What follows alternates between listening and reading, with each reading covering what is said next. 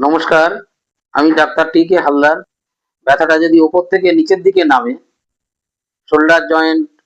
তারপর elbow joint, তারপর wrist joint, বা পায়ের ক্ষেত্রে হিপ জয়েন্ট, তারপর হাঁটুর ব্যথা, নি জয়েন্ট, তারপর অ্যাঙ্কেল জয়েন্ট, পরপর ব্যথাটা যদি ওপর থেকে নিচের দিকে নামে এবং কয়েক মাস ভোগার পর যদি দেখা যায় শরীর দুর্বল হয়ে যাচ্ছে এবং হাত পা গুলো একটু ঠান্ডা ঠান্ডা ভাব, আর হচ্ছে তার পালসটা অনেক কম হচ্ছে, 30 থেকে 40 বার পার মিনিট হচ্ছে, আর ব্যথার ক্ষেত্রে ব্যথাটা হচ্ছে